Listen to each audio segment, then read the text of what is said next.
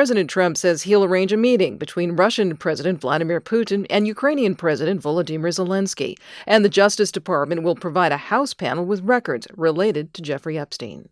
Good morning. I'm Corva Coleman from NPR News, and here are today's top stories. President Trump says he's planning for a meeting between Ukrainian President Volodymyr Zelenskyy and Russian President Vladimir Putin. Trump spoke after meeting the Ukrainian leader at the White House yesterday and then meeting with several other European leaders. All are focused on ending Russia's war in Ukraine. British Prime Minister Keir Starmer says up to 30 countries are willing to work with the U.S. to help offer Ukraine security guarantees. Starmer says any agreement must include Ukraine. Whether it's territory or the exchange of prisoners, or the very serious issue of the return of the children, that is something where Ukraine must be at the table. President Trump says he also wants to set up a trilateral meeting with the Ukrainian and Russian leaders, along with himself. A senior Hamas official has confirmed to NPR it has accepted a ceasefire proposal for Gaza. The move comes as Israel is gearing up for a major military offensive into Gaza. NPR's Jackie Northam reports from Tel Aviv. Hamas came under heavy pressure from Egypt and Qatar to accept a deal and said there would be rounds of negotiations if and when Israel accepts. The terms of the proposal are similar to one recently put forth by President Trump's special envoy, Steve Witkoff. It included the redeployment of some Israeli troops and more humanitarian aid going into Gaza. Israel had previously agreed to it, but since then the government has been preparing for an offensive into Gaza City.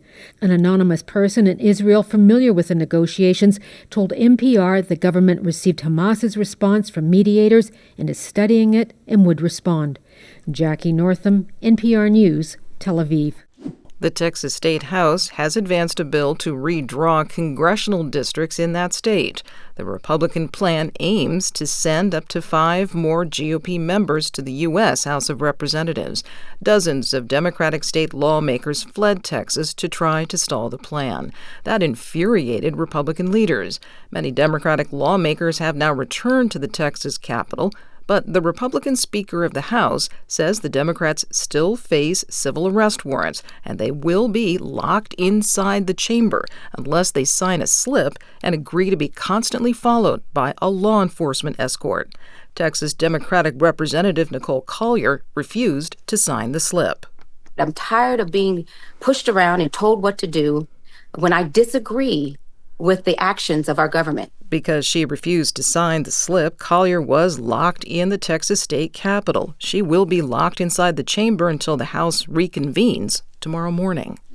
The House Oversight Committee says the Justice Department has agreed to provide the panel with records related to late sex offender Jeffrey Epstein. NPR's Ryan Lucas reports the committee subpoenaed the Epstein materials earlier this month. The Republican chairman of the House Oversight Committee, Kentucky's James Comer, says the Justice Department will begin turning over Epstein-related records this Friday. He says it will take some time for all the materials to be provided to the committee because the department has to first redact the identities of victims as well as any child sexual abuse materials. The Oversight Committee subpoenaed the Justice Department 2 weeks ago for the files.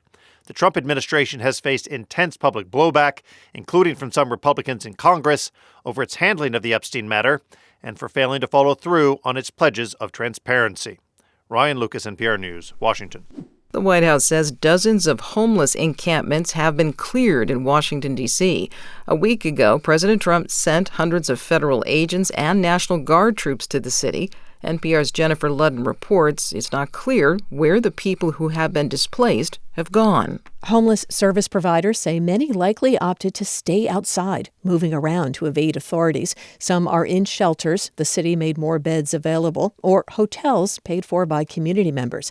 Jesse Rabinowitz with the National Homelessness Law Center says the mass displacement will make it even harder to eventually connect people to housing. It was so fast that I worry people were not able to save vital documents, medication, heirlooms, clothes, things like that. The White House says it has not arrested any people for being homeless, and service providers are relieved about that.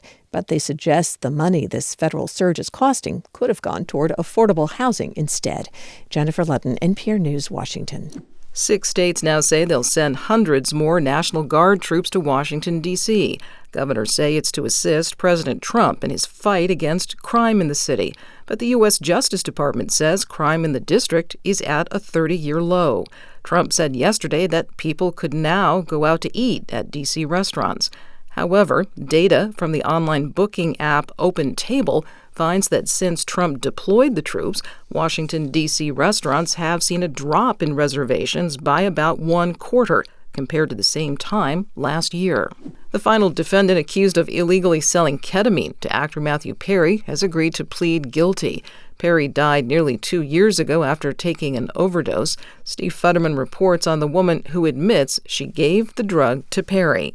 Jasveen Sangha, who prosecutors say was known as the Ketamine Queen, has agreed to plead guilty to 5 counts, including the most serious, distribution resulting in death.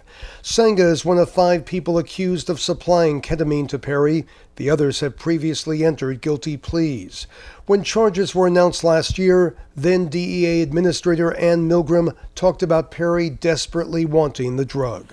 That is how he ended up buying from street dealers who sold the ketamine that ultimately led to his death. Perry openly talked about his struggles with substance abuse. In the final 3 days of his life, prosecutors say Perry received 27 injections of ketamine.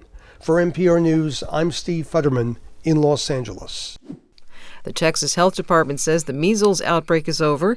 Texas Public Radio's Gabriela Alcorta-Solario has more. The outbreak of measles in West Texas reached 762 cases before the state declared the outbreak over. It originated in a West Texas county in January, and the cases quickly rose, but now it has been more than 42 days since a new case was reported. 2 children died in connection to the outbreak. Both were not vaccinated against measles. 99 people were hospitalized. Texas officials say just because the outbreak is over here, the threat is still very real due to ongoing outbreaks across the country and globally. Monitoring for new cases will continue. I'm Gabriela Alcorta-Solario in San Antonio. You're listening to NPR News from Washington.